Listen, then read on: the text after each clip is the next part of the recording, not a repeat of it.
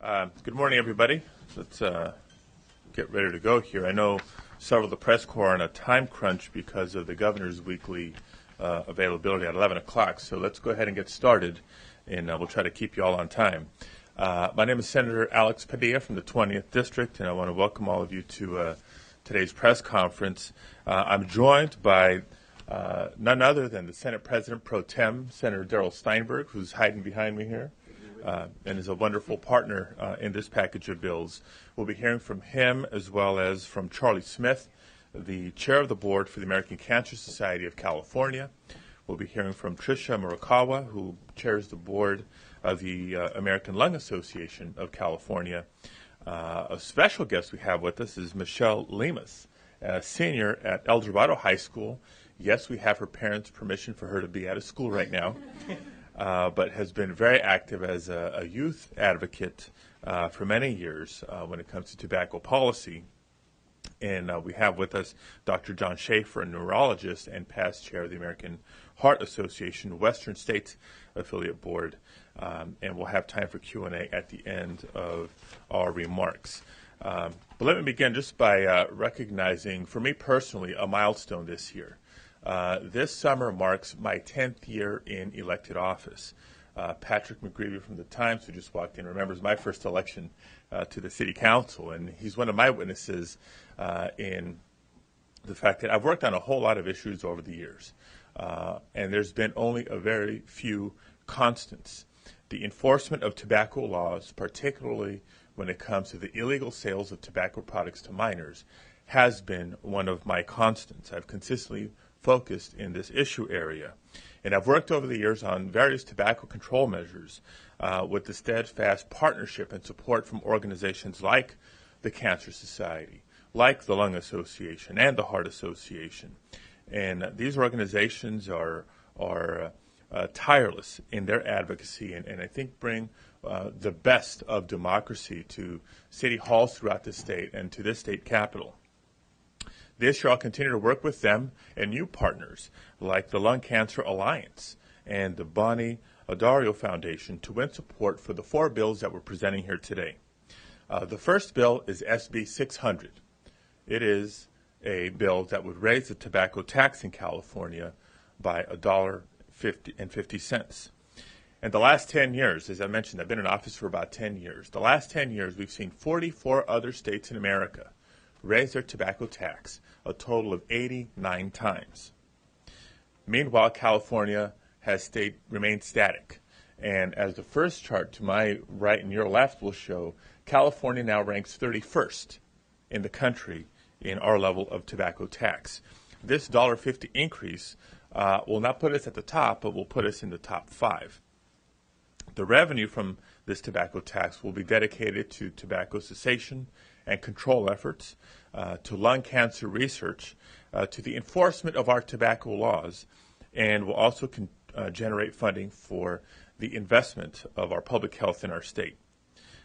In addition to the tax, there's 3 other bills, SB 601, 602, and 603, which collectively take a comprehensive step to enforce the laws and reduce youth access to tobacco in this state. SB 601 specifically would prohibit the sale of tobacco within 1,000 feet of schools.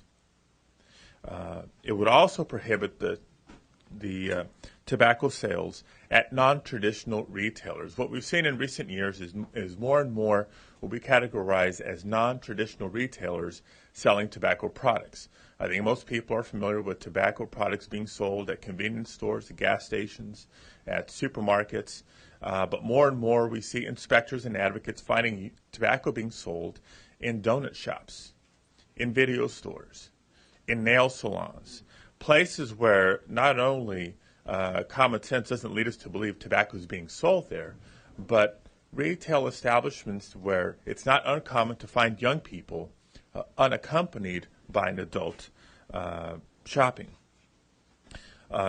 Studies by the city attorney in Los Angeles have shown us over the years that the closer a retailer is to a school, the higher the violation rate is to occur when it comes to vendors selling to minors.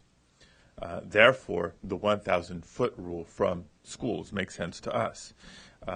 Non-traditional retailers, again, are not only less likely to be thought about by the folks who enforce the laws, but in practice have also shown a lesser likelihood to be inspected, and I'll repeat, a higher violation rate of the Stake Act.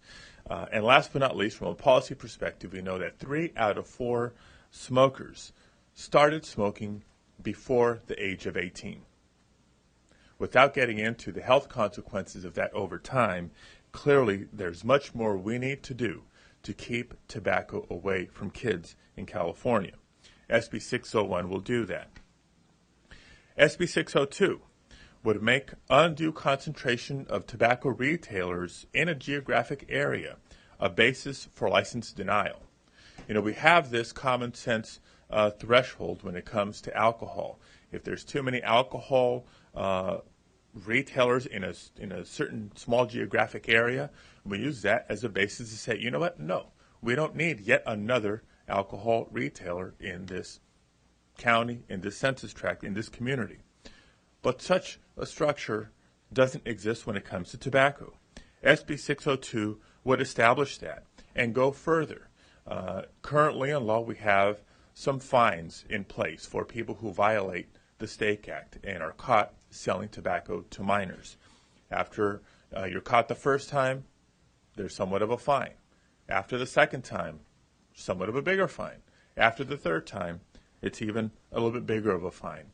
But to see the violation rate that remains in California, we know that the fines aren't enough. So this bill will move us beyond token fines for a violation of tobacco sales laws, and actually for the first time put the suspension of a license in play for regulators. And for true repeat offenders, they would also now risk revocation of their license to sell tobacco. That raises the bar of accountability. SB 603 would, for the first time in California, cap the number of new tobacco licenses issued by the Board of Equalization in any given year. Right now, any retailer who wants to sell tobacco products sends their $100 one-time fee, I'll get to that in a second, and their simple application, and they're allowed to sell tobacco with really no new limit. SB 603 would cap the number of new licenses the Board of Equalization would grant and establish an annual license fee that would then be used to enforce the law. So it's no longer a one-time fee, but an annual fee. A fee that would be used, that the revenues would then be used specifically to enforce the law. So the combination of these bills, we believe, will go a long, long way in ensuring that tobacco is not unlawfully sold to our kids, and we will all, over time, benefit from the health, improved health across California from that. As I mentioned, I'm joined in full partnership by my colleague and the President Pro Tem of the Senate. Let me ask Senator Steinberg to come forward and say a few words. Thank you very much, Senator Padilla, for your leadership and for your unfailing commitment to stand up for the health of Californians, especially children. I'm proud to join you in co-authoring each of these bills for 2 reasons. First of all, in this continuing time of economic uncertainty and recession, the idea that the state could generate an additional $1.2 billion a year to help protect the social safety net and the publicly funded children's health programs is something that we can't ignore. But secondly, even if there wasn't a dime to be had as a result of raising the tobacco tax, the fact that a $1.50 increase would result in a 21.6% decline in youth smoking is reason enough. think about the thousands of young people who begin smoking, who over the course of their lifetimes will automatically reduce their lifespan by years and years, who will be impacted by a myriad of health conditions throughout their lifetimes, who will cost the private and public health care systems billions of dollars as a result of starting this habit. 21.6% decline. That's reason enough to support this very, very important package, and I'm proud to stand with you. Thank you. Our next speaker is the board chair of the American Cancer Society of California. Please welcome Charlie Smith. Thank you. And a constituent, by the way. Thank you very much for that. My name is Charlie Smith. I'm the board chair of the American Cancer Society California Division. And on behalf of the American Cancer Society, I really want to say thank you to Senators Padilla and Steinberg for your leadership in this life-saving effort, because that's what really this is all about. This is about saving lives. Smoking remains the single largest preventable cause of death in California. And smoking is also the single largest cause of cancer death in California. Raising the tobacco tax has proven over and over again to drive down smoking rates, especially among youth. And the bill will also have the benefit of reducing medical costs and help plug our deficit. An increase in California is long overdue. 44 other states have raised their tax a total of 90 times since the last time we raised our tax in California. And these other raises have been done with Republican majority legislators, with Democratic majority legislators, with Republican governors, and with Democratic governors. SB 600 will be particularly effective because not only does the tax increase provide a deterrent to purchasing the product, but the measure also directs a small portion of the state's proceeds to a successful tobacco prevention program. This program in the past has helped drive down smoking rates and health costs in California and served as a model for tobacco prevention throughout the country and throughout the world. But now it is only funded 17% of the level recommended by the CDC. By some measures, we've gone from an A grade to a D grade in tobacco control funding. It's time to make California a leader again in tobacco control.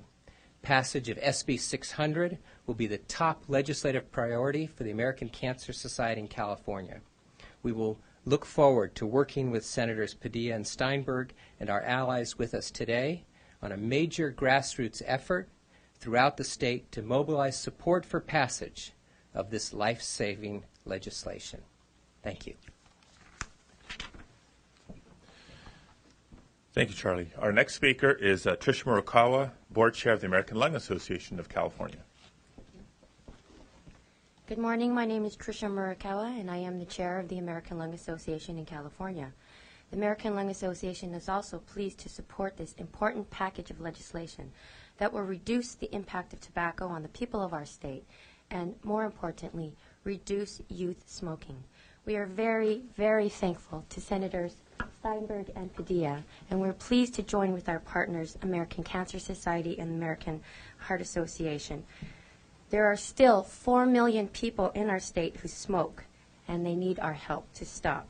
And too many children are starting to smoke every day. Just consider that in our state, 36,600 children under the age of 18 become new daily smokers each year. These same children buy or smoke more than 78 million packs of cigarettes each year. 14.6% or more than 275,000 high school students smoke, and cigarette companies spend $13.1 billion marketing their products to us, these deadly products to us each year. About 10% of that marketing budget, $1.3 billion, is spent in California, And who are they trying to reach? They're trying to reach our children because they need new smokers. The American Lung Association is pleased to support Senate Bill 600 to address youth smoking. Michelle will talk to you a little bit about how she has been involved in youth prevention smoking.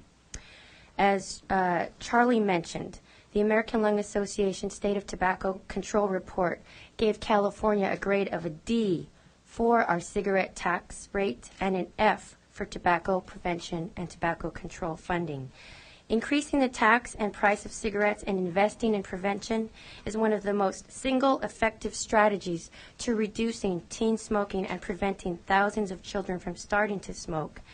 In addition to the impact of the tax itself, this measure will invest in California's landmark and effective tobacco prevention programs, which have reduced tobacco consumption by 61% since 1989 and driven down smoking below nearly every other state in the nation.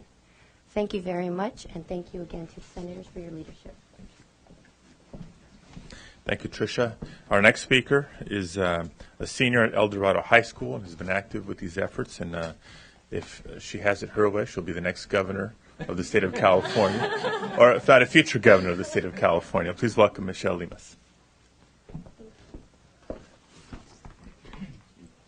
Hi, my name is Michelle Lemus, and I'm a senior at El Dorado High School in Placerville. I'm currently serving as an intern at the El Dorado County Public Health Department, where I work with the Youth Coalition YACSO, which stands for Youth and Adults Kicking Smoking Out. I am here today because I believe that the state of California needs to do more to help prevent teens, like me and my peers, from starting to smoke. I have never been a fan of smoking or felt that it was anywhere near the right thing to do in any circumstance. Obviously, smoking is bad, and it causes all kinds of health problems and, of course, death. But I feel that the youth smoking has become out of control and is getting worse every year. At my school, it seems like half of the kids are always smoking, and if they're not lighting up, they're talking about it all the time. I know a few close friends that smoke, and it really bothers me because they think that it's cool or that it relaxes them. What they don't realize is that smoking just makes them look stupid. They're doing exactly what the tobacco companies want them to think about smoking, that smoking is cool and sophisticated. Well, it's just a lie. Tobacco companies are targeting them with messages and images that make them think that they're some kind of rebel if they smoke. They may be rebellious, but eventually they'll become an addict and lose control. I believe that most of my peers in high school think that when it comes to smoking, they're in the mode of, it couldn't happen to me. Many of the people I know in my high school think that they'll never become smokers, and I hope that's true. But some of them, even when they know how bad tobacco is, still smoke. I hope that the state can help these students by making cigarettes more expensive and harder to buy. Doing so will help save some lives and the future leaders of the state. Thank you. She's got my vote. Our next speaker is Dr. John Schaefer, past chair of the American Heart Association for the Western States. Thank you. My name is Dr. John Schaefer. I'm a neurologist, and I've been in practice in the Sacramento area for many years. I've also been a volunteer for the American Heart Association and American Stroke Association for more than 25 years. And on behalf of the American Heart Association and the American Stroke Association, I want to thank Senator Padilla and Pro Tem Steinberg for their leadership in this particular issue. Heart attack is the #1 cause of death in this country. Stroke is the #3 cause of death. Heart attack and stroke both result from narrow blood vessels, in the heart in the case of a heart attack and the brain in the case of stroke. And when you put heart attack and stroke together, they account for almost half of all deaths, which is a staggering figure. What that means is that of those listening to me right now, probably someone in your family has had a heart attack or stroke, or at least someone very close to you has suffered from a heart attack and stroke. Tobacco is a major cause for both heart attack and stroke, and it's the #1 preventable cause. Heart attacks and strokes increase with age, and while there are other factors that put people at risk, tobacco is a major preventable one, and is especially important when we see people in younger years, in their 40s and 50s, who have heart attack and stroke. In fact, just a matter of days ago, I saw a woman in her early 50s in my office who had had a stroke 2 years earlier that left her with weakness on one side of her body.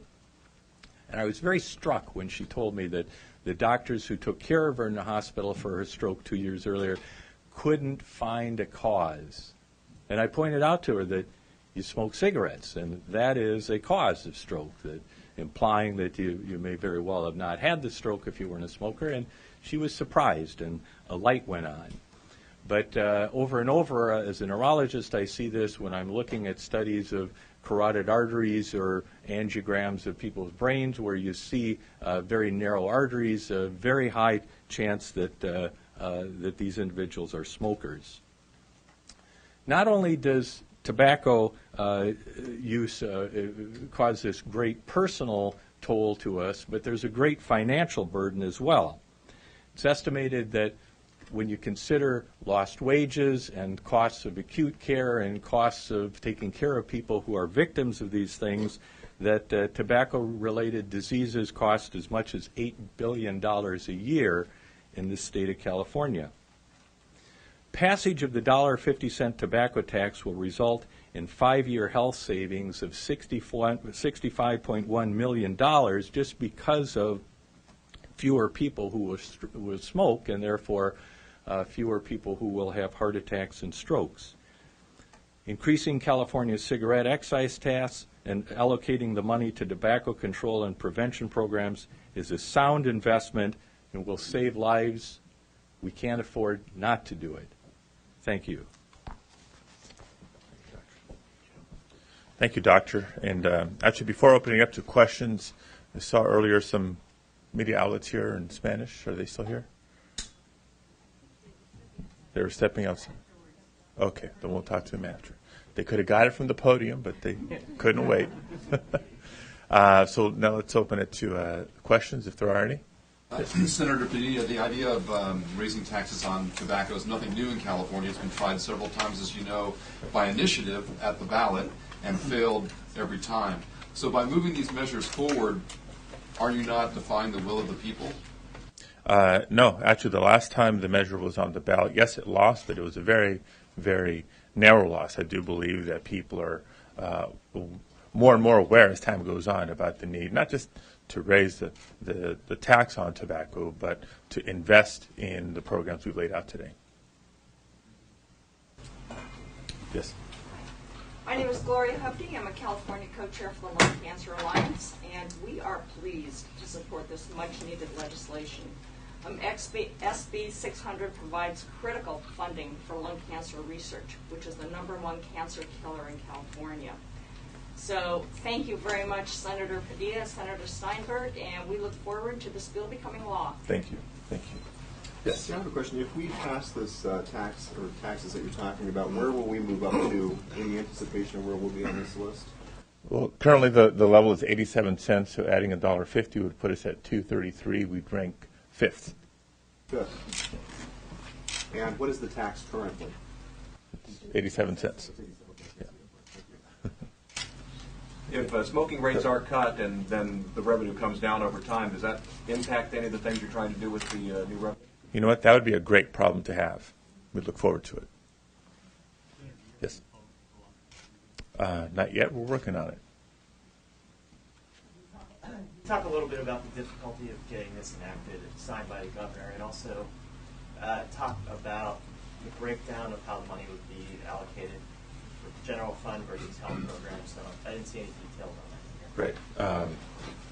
Well, the first part of your question again, the enactment. The political difficulty of getting this enacted. Obviously, Republicans are not going to be gung-ho about signing on to the new tax increase on the heels of the budget. Right. Can you talk a little bit about the political prospects of this? You know, I see the glass as half full.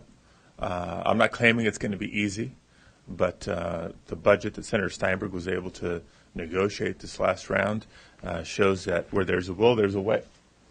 And we're going to appeal to our colleagues that not only do we need their will, but that this is just fundamentally the right thing to do.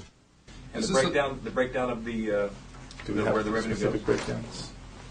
It's 85% general fund and 15% tobacco prevention. Want to come up here and lay it out for me? Yes. Paul Neprath, American Lung Association. The bill specifies 85% of the revenues would be directed to the general fund and 15% would be directed to the state's tobacco prevention control programs and lung cancer research.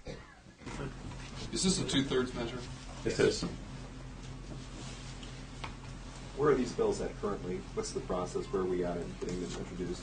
Well, the bills were introduced prior to the deadline of a couple of Fridays ago, and so they're in that 30-day waiting period before being heard in committee.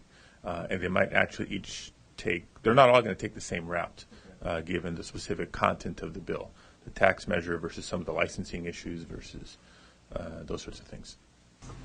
I know you answered this in part before, but with the tobacco cessation programs proving effective, the number of smokers over time diminishing, wouldn't you have diminishing revenue if this is successful, and how would that affect your... Yes, on the one hand, we look forward to diminishing revenue if we're successful in reducing the smoking rate in California, particularly when it comes to kids.